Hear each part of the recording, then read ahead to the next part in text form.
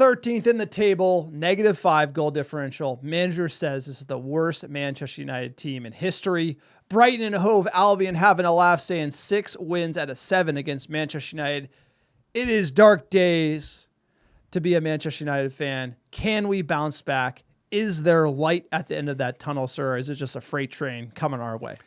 I think there's going to be more pain on the menu for the near term. I think this is about a season of survival. And not in the sense that I'm worried about relegation.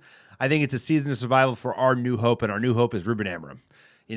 Jim Ratcliffe, we'll see. I'm worried about his ability to kind of keep cool and let things play out the way they need to play out, because there's a lot of wood to chop with this club. And Ruben Amorim is the guy. He's the guy to take us forward. I think you and I are in complete agreement and have conviction that he is the man to take us to the promised land, but he needs time, he needs money, and he needs time. And that's the biggest thing. It's even time with less money gives me more confidence, but I'm worried about our new minority owners. So I think if we can kind of just stabilize the season, have a little bit of success, you don't even have to win them, success in the cups where we advance a little bit, get some mojo there, maybe get in the top half of the table. We don't have to finish. You're not finishing the top 6, let alone the top 4, but finish 9th, 8th or 9th would feel a little bit better and allow us to kind of lick our wounds. But I think the only way we can consider it a bounce back this season is if we win either the FA Cup or the Europa League, which is my kind of numpty Muppet hope for the season, is that we could somehow pull off Europe by a cup competition, because I don't see a route. Win the Europa League. Yeah. Or even the FA Cup, because the FA Cup gets you in Europa League. Brighton just cooked us 3-1, and you think we're going to win Europa We're League. a cup team, big cup guys. Look. I don't think I'm just hoping that's the only route I could see. Bounce back to me is we're on a slide, right? So you look at the negative goal difference, it's getting bigger. You look at where we are on the table, we're not getting much higher. You look at the games we're playing, and we think we're going to lose every single one of them. To me, bounce back is we go into a game and we think we're going to win, and we have a convincing performance, and the stat line shows that we should win, and we win. That's bounce back. You're not going to get nothing in the league, like you said, but bounce back is, can we feel good with this squad under this manager? To me, You feel good about Fulham away? No.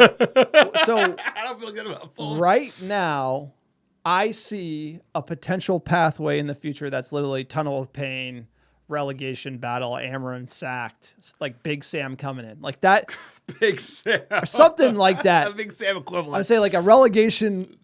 Big old English keeper. I'm going to say there's a 20% chance of that path. They're we're not the black hole of relegation is it's got us. We're kind of we're in the gravitational well of relegation. We're not completely being sucked into the black hole, but it's definitely tugging a little bit. Next 5 games and are big. We could go hard.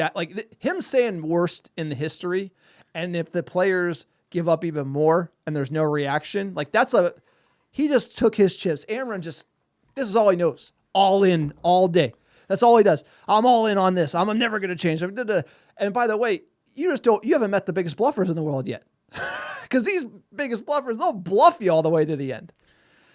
Which is crazy, but they might do it. And so you could see an outside chance of that just being horrible. Most likely, it's up and down, inconsistent. We find 3 games where we're good, 2 games where we're bad, win 1, lose 1, 14th, 13th, 12th, something like that. Finish the season. Lots to do in the transfer window. For me, I don't expect more than that. I hope that we can stave off relegation, and we just kind of meander through the mid to mid-ish low teens in the table. That's most likely what will happen. And then obviously, all of a sudden it clicks, players figure it out, Ineos make moves in the January transfer window.